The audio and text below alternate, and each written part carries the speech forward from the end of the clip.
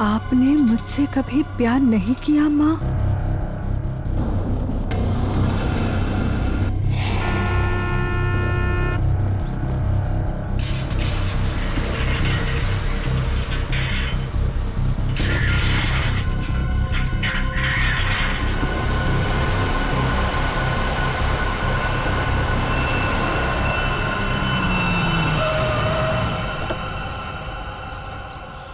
नमस्ते मैडम जी। नमस्ते।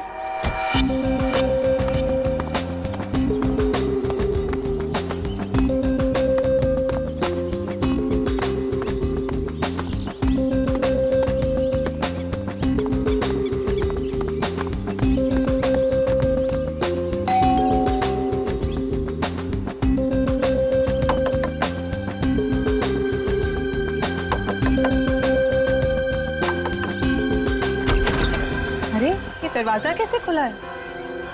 विनीता, विनीता, विनीता, कहाँ हो तुम? सो रही हो क्या? विनीता। अंकल, आंटी, कोई आवाज क्यों नहीं दे रहा है?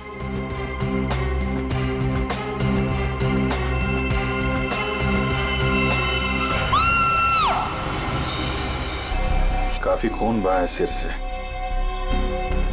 लगता है किसी भारी चीज से मारा गया। सर बाथरूम में ये लोहे का रॉड मिला है सर, इस पे ताजे खून के धब्बे हैं। सर हो सकता है इन दोनों को मारने के लिए इस रॉड का इस्तेमाल किया गया है। उंगलियों के निशान मिल सकते हैं इस पे। वैशाली जी, आपने सबसे पहले देखा लाशों को? मैंने और मेरी फ्रेंड विनीता ने टेनिस खेलने का प्लान बनाया था। जब मैं यहाँ आई तो विनीता मुझे नहीं मिली और अंकल आंटी की लाश के आसपास किसी को देखा था? यहाँ पे कोई नहीं था। और बाहर का दरवाजा खुला हुआ था? जी, पर मुझे विनीता की फिक्र हो रही है क्योंकि उसका फोन सुबह से बंद आ रहा है। विनीता की कोई फोटो है आपके पास? फोटो तो ये रही। वंश सर, ये फोटो सब चेक ना किया और पुलिस स्टेशन में भेजो, इसकी जान को खतरा हो सकता है। सर। और आप हैं यहाँ के वॉचमैन। वॉचमैन का मतलब समझते हो? घर का रखवाला। ये रखवाली की तुमने अपने मालिक और मालकिन की? कैसे कहूँ साहब, अब तो ये बोझ पूरी जिंदगी मेरी आत्मा पर रहने वाला। तुम्हारे रहते हुए खूनी अंदर आया तो आया कैसे? ये बात तो मेरे लिए भी पहेली बनी हुई है। ऐसी पहेली सुलझाना सीआईडी को अच्छी तरीके से आता है। प्लीज साहब, मेरे बाबूजी से इस तरह बात मत कीजिए, ये दिल के मरीज है और अगर इन्हें कुछ हो गया तो मेरा क्या होगा? चुप कर, माफ करना साहब, मेरा बेटा है, मुझसे बहुत प्यार करता है। चल जा, बाहर जाके बैठ। कल रात विनीता घर पे थी? हाँ साहब, वो घर पे ही थी, मगर रात को देर से आई थी। 2 बजे घर पे आई थी वो। और वैशाली जी, आप कितने बजे आई? सुबह 8 बजे। मतलब विनीता यहाँ से रात 2 बजे से सुबह 8 बजे के बीच में गई है? नहीं गई साहब। नहीं गई है तो घर पे कहाँ है? तुम ड्यूटी पे कितने बजे सो रहे थे ये बताओ। नहीं साहब, हम बिल्कुल नहीं सोए। सोने की बात तो दूर, हमने सेकंड की झपकी भी नहीं ली। वैशाली एक बात बता, विनीता के परिवार वालों की किसी से कोई दुश्मनी थी? मुझे इस बारे में कुछ नहीं पता। अच्छा, विनीता के बारे में आप हमें और क्या बता सकती हैं? विनीता मुझसे अपने सारे सुख दुख बांटती थी, बस उसे अपने अनाथ होने की हीन भावना महसूस होती रहती थी। एक मिनट, आपने कहा कि विनीता अनाथ है? अंकल आंटी ने उसे गोद ले रखा था। अच्छा, विनीता का सुरेश जी और उनकी पत्नी के साथ कैसा संबंध था? बहुत अच्छा था, जैसे कि उसके सगे माँ बाप हो।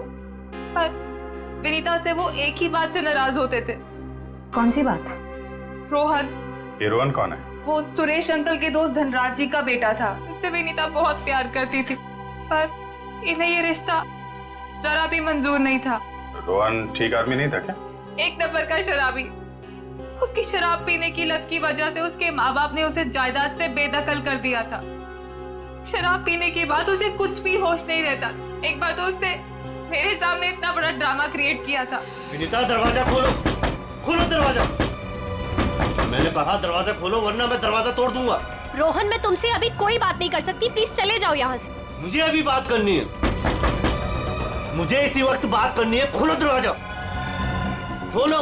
साहब बेटिया ने मना किया ना, वो आपसे नहीं मिलना चाहती है, आप जाइए यहाँ से। विनीता, ये क्या कर रही हो? दरवाजा मत खोलो। मुझसे इस तरह से बात करने वाला चला।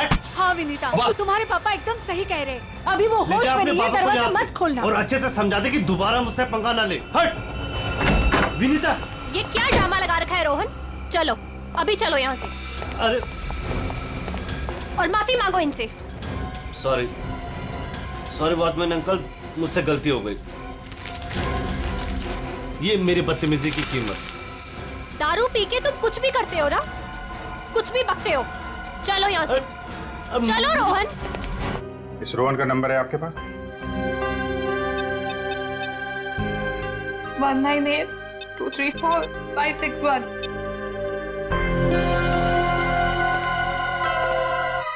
रोहन का फोन भी बंद आ रहा है। सर अब एक बात समझ में नहीं आ रही है, अगर वो खूनी मेन गेट से अंदर नहीं आया तो फिर कहाँ से आया? घर को चेक करते हैं।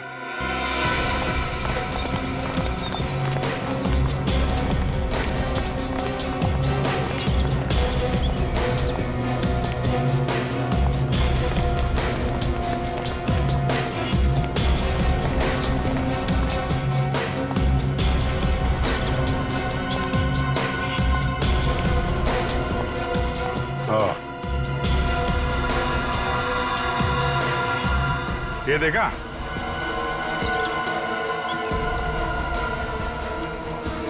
लगता है खूनी यहाँ से अंदर आया और फिर यहीं से बाहर भाग गया। सर, खूनी यहाँ से आ जा सकता है, लेकिन खूनी विनीता को यहाँ से कैसे लेके जा सकता है? हाँ सर, अगर विनीता के साथ उसने जोर जबरदस्ती की होगी तो विनीता चीखती चिल्लाती शोर मचाती। हो सकता है विनीता को बेहोश कर दिया। इसके पहले उसे कुछ हो, हमें उसे ढूंढना होगा और इस रोहन से भी मिलना पड़ेगा।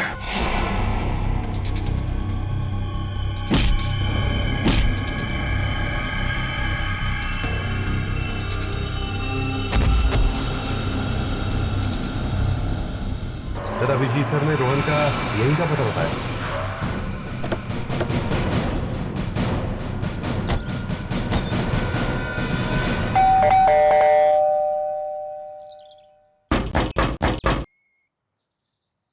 सर, ये रोहन वाकई में अंदर नहीं है या फिर जानबूझ के दरवाजा नहीं खोल रहा है? अभी पता चल जाएगा।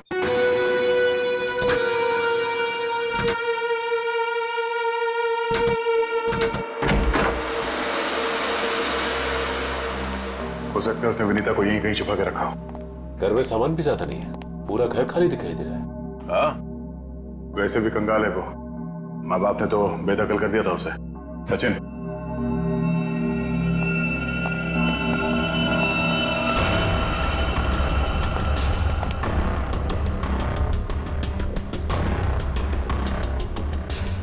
सर, यहाँ तो कोई भी नहीं है, ना ही विनीता और ना ही रोहन।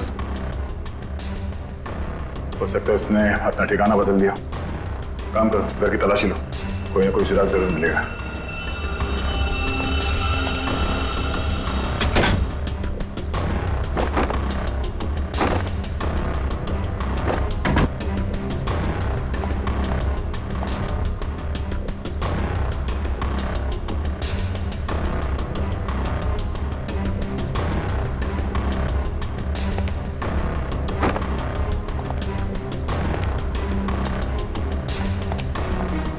चारों तरफ किताबें ही किताबें पढ़ी।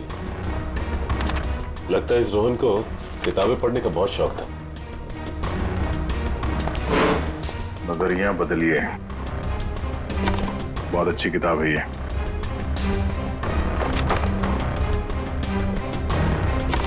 अच्छा, ये देखिए, इस डस्टबिन में ये दस्ताने पड़े थे। लगता है किसी ने अभी भी जलाया। मतलब इन दस्तानों का इस केस से कुछ लेना देना है।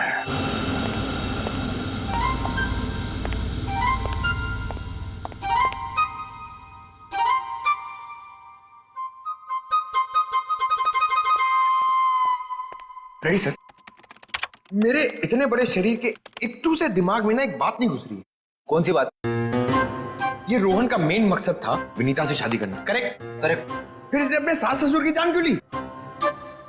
अरे वृषाली ने बताया था ना कि उसे शराब पीने की बहुत जबरदस्त लत थी और शराब के नशे में लोग अक्सर कुछ भी कर जाते हैं, उन्हें कुछ याद नहीं रहता। हाँ क्या क्या? शराब के नशे में इतनी ऊंची दीवार कोई कैसे चढ़ सकता है, भले रस्सी के सहारे क्यों नहीं? और फिर विनीता, वो तो शराब नहीं पीती, वो क्यों गई रोहन के साथ? सर वैसे भी विनीता तो उनकी सगी बेटी थोड़ी थी। जो कुछ भी हो, लेकिन वो अपने माता पिता से बहुत प्यार करती थी। नहीं नहीं नहीं, कुछ और ही चक्कर है। लगता है इन दोनों को मारने का ही प्लान था। सर हाँ, लगता है ये काम किसी लुटेरे का होगा।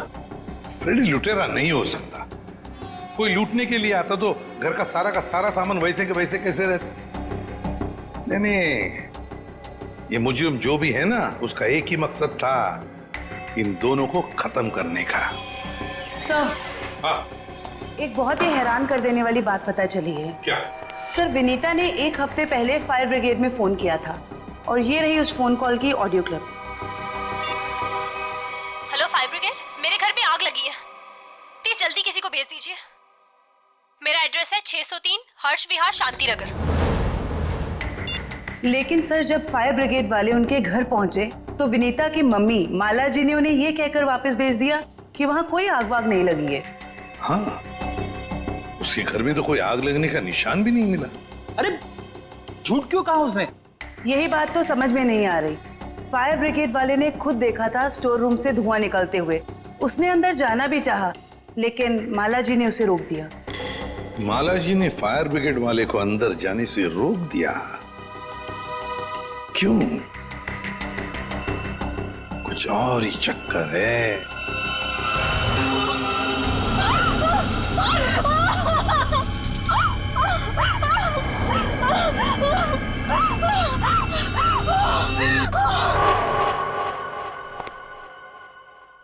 छान मारो इस जगह को अच्छी तरह से, कुछ ना कुछ जरूर मिलेगा।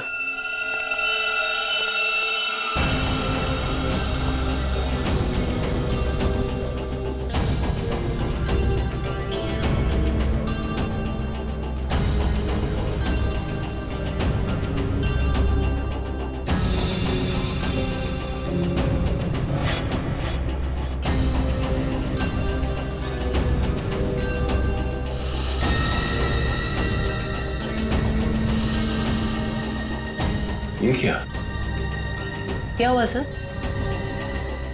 सीलिंग पे पेंटिंग बनाया। बड़ी ही अजीब बात है। देखते हैं।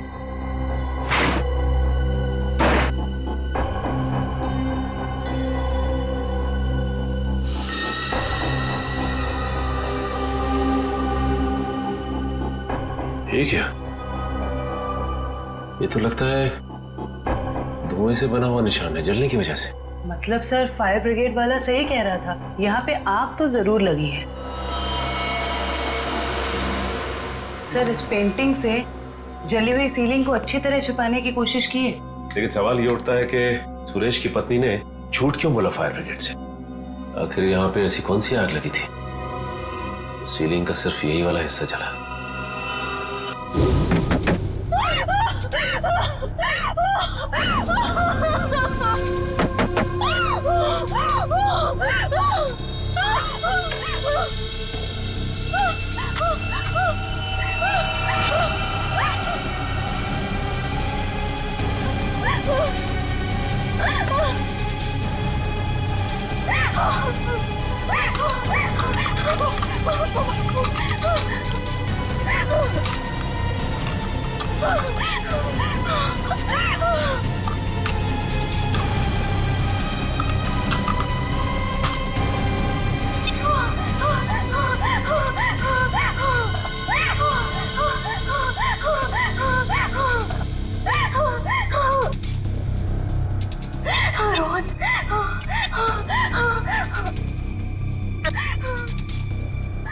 रोहन फोन क्यों नहीं उठा रहा?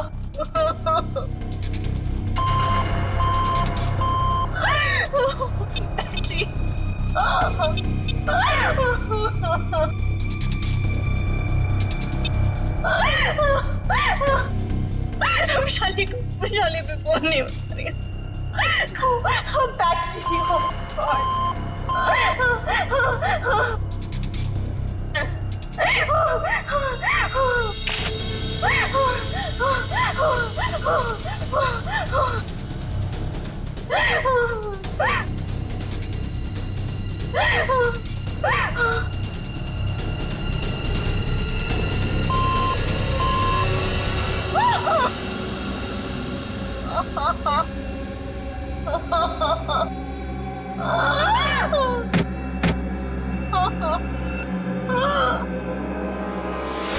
बस मौत रात को 1 बजे से 3 बजे के बीच में हुई है।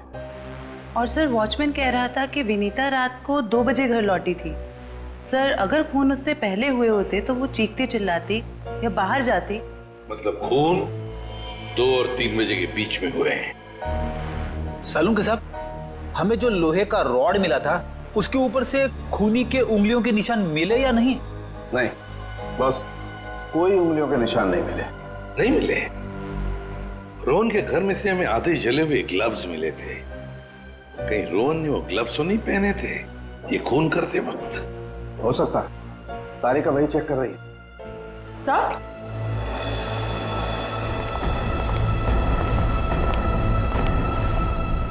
सर ये खास किस्म का सॉल्यूशन है, इको डेल्पाइट नाम। अगर मैं इस सॉल्यूशन को इन दस्तानों पर डालूं तो इन दस्तानों पर जो कुछ भी लगा हुआ होगा वो अलग हो जाएगा। अरे वाह, फॉरेंसिक टेक्नोलॉजी कहां से कहां पहुंच गई है।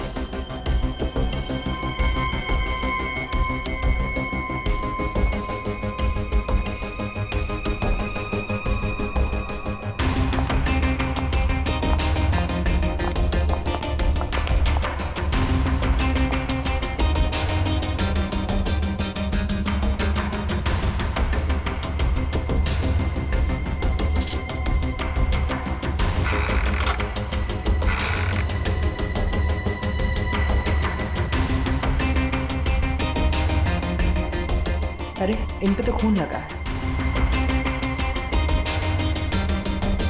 देखते हैं किसका है।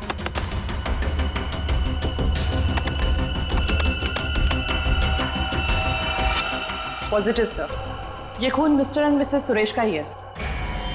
मतलब सर ये खून रोहन ने ही किया है?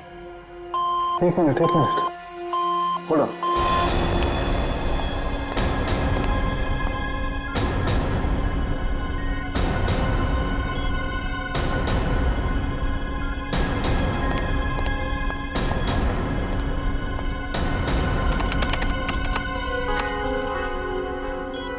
बस वो देखो, दस्तानों पर ये जो दिखाई दे रहे हैं ये रस्सी के रेशे। सर कहीं ये वही रस्सी तो नहीं जो हमें विनीता के घर के बाहर मिली थी? ये डॉक्टर साहब का कंप्यूटर कैसा है? टी करते रहता है। बस दस्तानों पर रस्सी के रेशे के अलावा कुछ और भी है। क्या? थोड़ा वक्त दो, पता लगाता।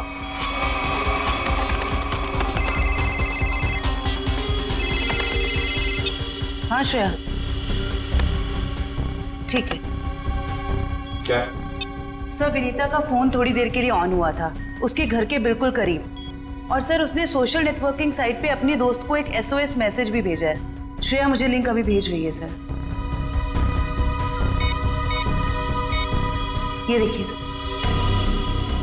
मैं घुटन से मर रही हूं, प्लीज मुझे बचाओ। Vinita, my God.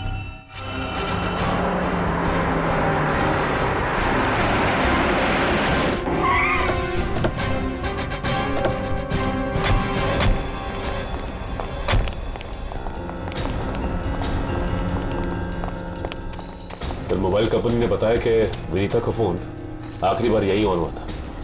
इस घने जंगल में नेटवर्क मिला, यही बड़ी बात है। जरा देखो आसपास।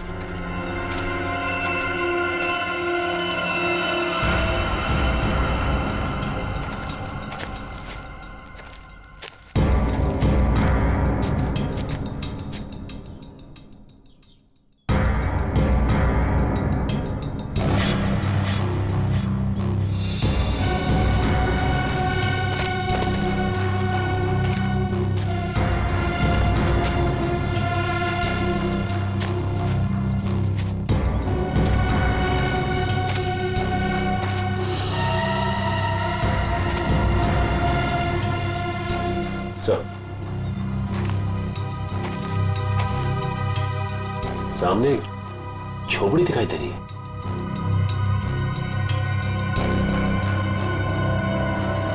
दिव्या, वंश,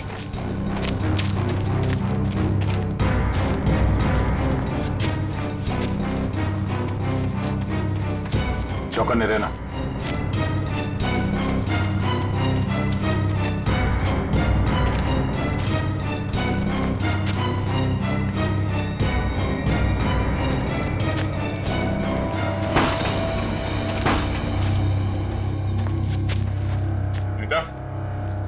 बेटा,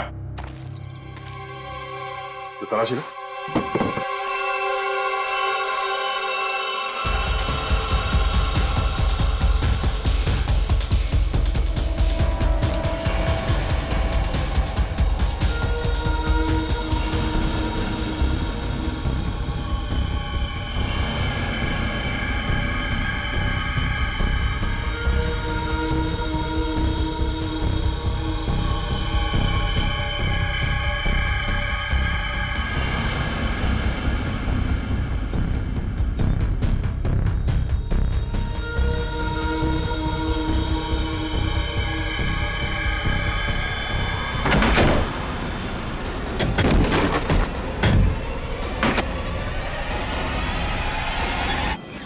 सॉरी वॉचमैन अंकल, मुझसे गलती हो गई।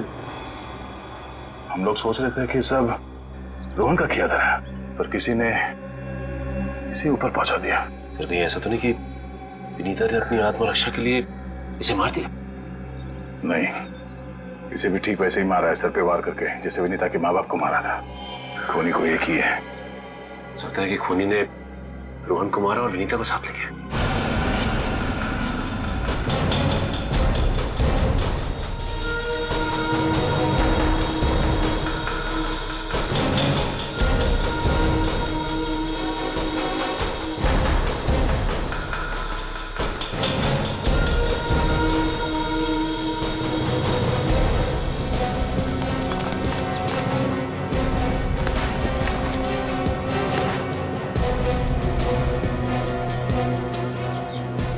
सर आसपास पे कुछ नहीं मिला सर। तो कुछ नहीं मिला। सर ये देखिए, फावड़ा और कुदाल।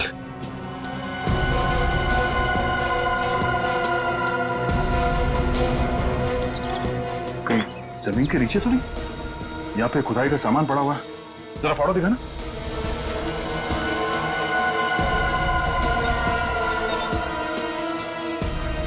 इस फावड़े पे गीली मिट्टी लगी हुई और ये पत्ता। अब विनीता को यहाँ जमीन के नीचे रखा गया है, जंगल के किसी ऐसे हिस्से में जहाँ पे ये पत्ते मिलते हो। ढूंढो, जरा देखो आसपास।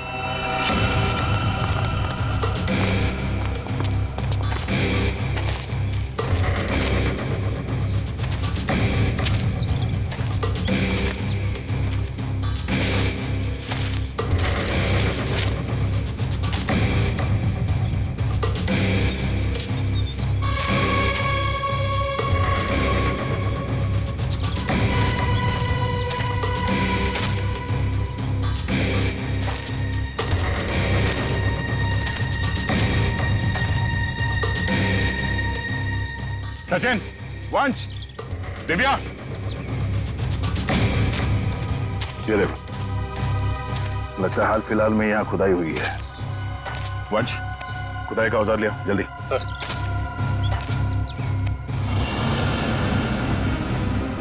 गुड, यहाँ पे खोदना शुरू करो।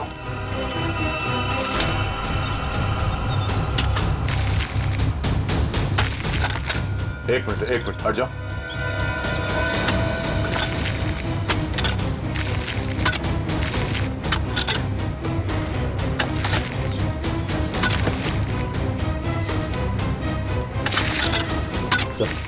हाँ? कुछ है। एक मिनट, खोदना बंद करो, हाथ से निकालो।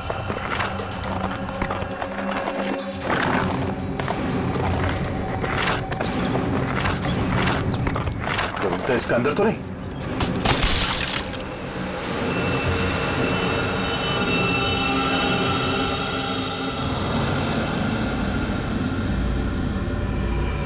विनीता! ओह नो, सांसें धीमी चल रही है, इसे अस्पताल ले जाना होगा। निकालो उसको बाहर जल्दी। हाथ दो, निकालो बाहर, निकालो। पैर पकड़ो उसके। चलो।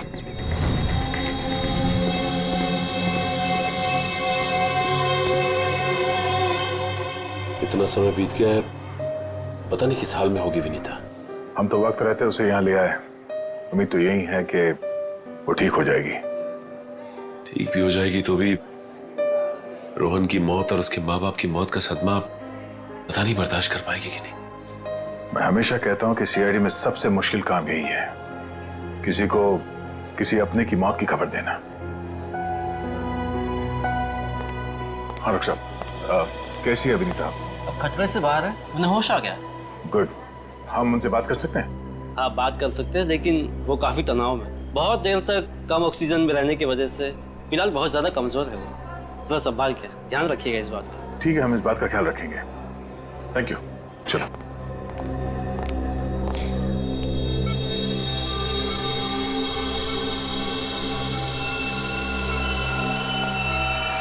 अरे नहीं नहीं नहीं, लेटे रहो, आराम करो। Thank you sir. डॉक्टर ने बताया कि आप लोगों ने मेरी जान बचाई। अरे हम तो बस एक जरिया थे, जान बचाने वाला तो वो है। ये ऊपर वाले की भी मुझे समझ नहीं आती। जब उसने मेरी जान बचाई तो मेरे मम्मी पापा की जान भी बचा लेते। तो तुम्हें अपने माता पिता के मर्डर के बारे में पता है? हाँ जी सर, जिस वक्त ये सब हुआ मैं नीचे हॉल में रोहन से फोन पे बात कर रही थी, तभी मैंने कुछ आवाजें सुनी। फिर क्या हुआ? और जैसे ही मैं दौड़ के ऊपर गई तो किसी ने मुझे क्लोरोफॉर्म सुंघा दिया, लेकिन मैं पूरी तरह से बेहोश नहीं हुई थी। और किसी ने मेरी आंखों के सामने मेरे मम्मी पापा का खून कर दिया। सर, जिस किसी ने भी मुझे दोबारा अनाथ किया है, आप प्लीज उसे छोड़िएगा मत। उसे फांसी होनी चाहिए, फांसी। बिल्कुल, तुम्हारे माता पिता और रोहन के खूनी को हम। क्या रोहन का भी खून हो गया? अब मैं किसके सहारे जीऊंगी? प्लीज सर, संभालिए अपने आप को, प्लीज। अच्छा ये बताइए कि आपको कब पता लगा कि आप उस बॉक्स के अंदर बंद हैं? जब मेरी आंखें खुली तो मैं एक घुटन भरे बक्से में थी। मुझे नहीं पता था कि किसी ने मुझे जिंदा दफन कर दिया। अच्छा विनीता, उनमें से किसी का चेहरा देखा था तुमने? नहीं सर। ठीक है। आरोप साहब, दया, वो जो रस्सी है, उस रस्सी पर मुझे भेड़ का बाल मिला है। उस रस्सी पे भेड़ का बाल मिला? हाँ दया, भेड़ का बाल। और भेड़ भी ऐसी वैसी नहीं, हिमालय पर रहने वाली भेड़। ओह, मतलब वो रस्सी किसी ऐसे आदमी का है जो हिमालय पर्वत के आसपास जाके आया है या फिर वहीं का रहने वाला है? बिल्कुल बिल्कुल। ठीक है डॉक्टर साहब, मैं आपसे बाद में बात करता हूँ। ओके। अच्छा हाँ दया, विनीता कैसी है? ठीक है, होश आ गया उसे। गुड गुड, चलो ठीक है फिर, बाय। Okay sir. विनीता, ये बताओ कि तुम्हारे आसपास में कोई ऐसा आदमी है जो हाल ही में हिमालय जाके आया था क्या, या फिर वहीं का रहने वाला हो जो यहाँ पे आया हो? सिर्फ हिमालय पे नहीं, नेपाल भी गए थे मम्मी पापा। अच्छा, कब की बात है? 1 महीने पहले की। वो खुद से वहां गए थे या ये ट्रैवल एजेंट के जरिए टूर पैकेज में? टूर बुक करवाया था सर, इससे उनके पैसे भी बच जाते थे और उनके नए दोस्त भी बन जाते थे। लेकिन उन्हें नहीं पता था कि ये टूर उनकी जिंदगी का आखिरी टूर होगा। संभालो अपने आप को। विनीता, हमें उस ट्रैवल एजेंट का नंबर चाहिए। सर, विनीता के माता पिता के साथ जितने भी लोग नेपाल गए थे उन सभी से पूछताछ कर ली है। तो क्या पता चला? सर, नेपाल में एक अनाथ आश्रम है। सुरेश जी और माला जी जब भी नेपाल जाते थे वो इस अनाथ आश्रम में जरूर जाते थे। बानवीर संस्था। विनीता को भी तो यहीं से गोद लिया था माला और सुरेश ने। जी सर। हाँ, देखते हैं जरा इनसे बात करके। हेलो, हाँ देखिए, मैं एसीपी प्रद्युमन बोल रहा हूँ सीआईडी से। जी हाँ, मुंबई। अच्छा देखिए, मुझे माला और सुरेश के बारे में कुछ इंफॉर्मेशन चाहिए। हाँ हाँ, वो 1 महीने पहले आपके यहाँ आए थे ना? अच्छा अच्छा, तो प्लीज एक काम करेंगे आप, वो फोटोग्राफ्स हमारे सीआईडी के वेबसाइट पर मुझे भेज देंगे आप? Okay, thank you. क्या हुआ सर? किसकी तस्वीरें मंगवाई आपने?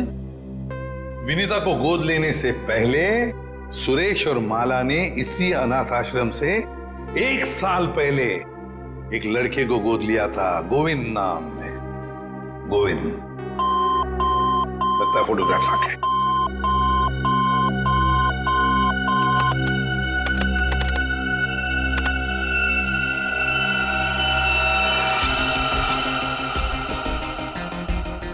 पांच साल की उम्र थी, साल 1999। मतलब सर, वो आज तकरीबन 20 साल का होगा। अभी पता चल जाएगा गोविंद अगर आज है कैसे दिखता होगा।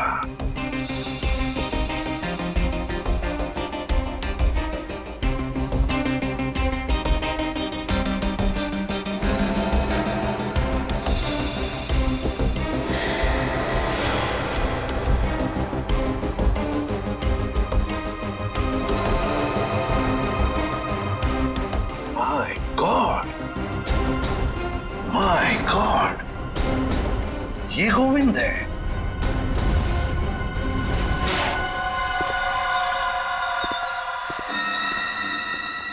अब देखते हैं कहां भागेगा।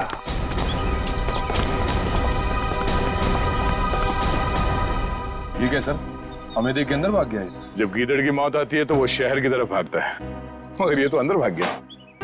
मगर सर, वो अंदर की तरफ क्यों भागा? वो तो पकड़ा जाएगा। ऐसे मुजरिम बाहर की तरफ भागते हैं, मगर ये अंदर भागे या बाहर, पकड़ा तो ये जाएगा ही। कहां गया ये? अभिजीत, दया सर, फैल जाओ, मैं सामने से घुसता हूं।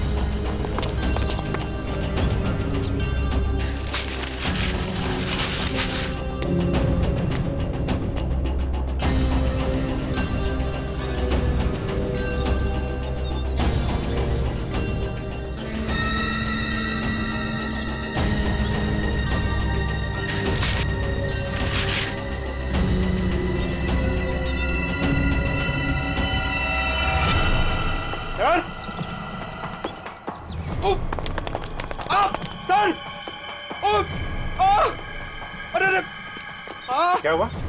सर खुजली हो रही है सर। अरे खुजली कहां से होने लगी तुम्हें? सर बहुत तेज खुजली हो रही है सर। ये झाड़ की वजह से। अभिजीत, क्या हुआ इसे? सर ये प्लांट ये बहुत गड़बड़ है, इसकी वजह से इसको खुजली हो रही है। एक मिनट, अरे जल्दी से हॉस्पिटल ले जाओ। कुछ नहीं होगा, आ जाओ आराम से संभाल के। तो जानबूझकर हमें यहाँ अंदर बुलवा लिया है। जाल रचा है उसने खुजली वाले पौधों का। संभल के रहना, यहीं कहीं छुपाई है।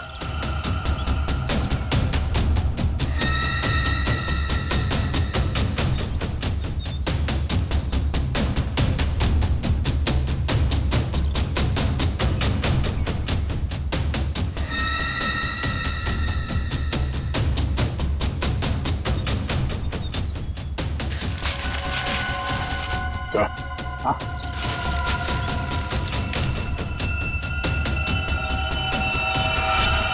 चलो बाहर देख लो। बहुत बना लिया पौधों को हथियार। अब विदाई का समय आ गया है तुम्हारा, ससुराल चलना है। चलो। प्लीज साहब, मेरे बाबूजी से इस तरह बात मत कीजिए। बहुत गड्ढे खोद लिए दूसरों के लिए, गिर गए ना उसी में। सर पानी मंगाइए सर, वरना मैं खुजली से मर जाऊंगा। पानी क्यों? खुजली का इलाज हम अपने साथ लेके चलते हैं। किसी औलाद के लिए अपने माँ बाप का खून करना इतना आसान नहीं होता सर, फिर चाहे वो माँ बाप सौतेले क्यों ना हो। गोद लिया था ना उन्होंने तुम्हें, फिर वॉचमैन को क्यों सौंप दिया? यही सच तो मैं भी जानना चाहता था सर, कि मुझे गोद लेने के 1 साल बाद मेरे माँ बाप को ऐसा क्या सूझा कि उन्हें लगा उन्हें एक लड़की को गोद लेना चाहिए, और मुझे फिर ऐसे ही सड़क पर छोड़ दिया और विनीता को गोद ले लिया। क्या तुम्हें सड़क पे छोड़ दिया? हाँ सर, ऐसा बर्ताव तो कोई अपने जानवर के साथ भी नहीं करता, जैसा उन लोगों ने मेरे साथ किया। वो तो भला हो मेरे बाबूजी का, जो उन्होंने मुझे रोता हुआ बस स्टॉप पर देखा और अपने साथ अपने घर ले गए, और तब मेरी अच्छी परवरिश की उन्होंने। सुरेश और माला ने पहचाना नहीं तुम्हें? नहीं सर, मैंने हाल फिलहाल में उनके घर जाना शुरू किया था। मेरे बाबूजी की उम्र हो गई थी, तो मुझे लगा मुझे नौकरी करनी चाहिए।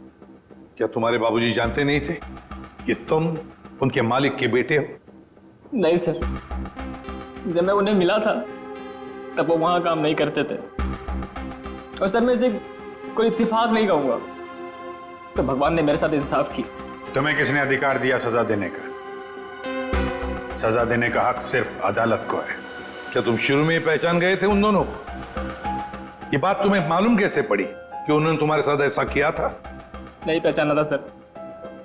एक दिन मैं बगीचे में काम कर रहा था, तो माला मेम साहब ने मुझे घर के अंदर बुलाया था किसी काम से। विनोद! जी मेम साहब। जरा ऊपर आना, तो काम है। अभी आया। जी मेम साहब।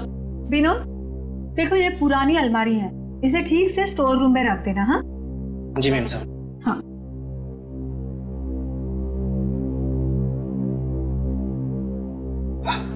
क्या हुआ विनोद, बहुत भारी है क्या?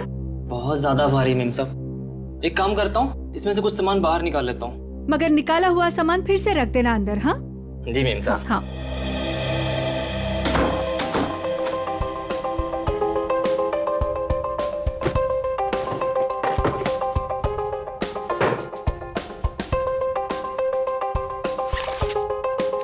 कितनी प्यारी प्यारी ड्राइंग्स हैं।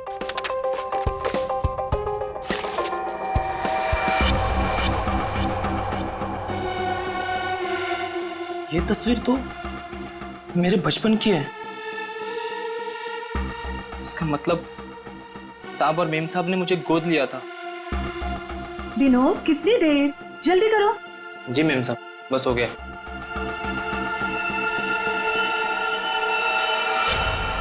और फिर तुम नेपाल गए सच्चाई का पता लगाने? हाँ सर, और जब मुझे सच का पता चल गया तो मैंने पूरे परिवार के नाक में दम करना शुरू कर दिया।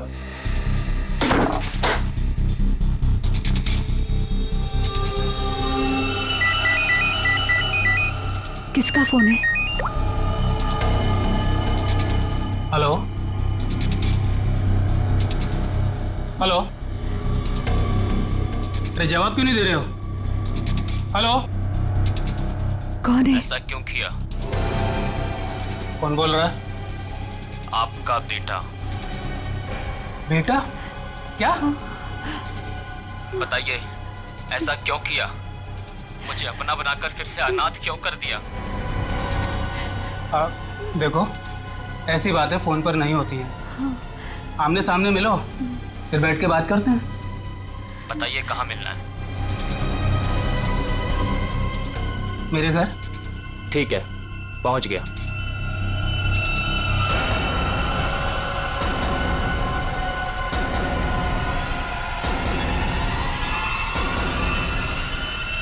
स्टोर रूम की अलमारी में तुम्ही ने आग लगाई थी ना?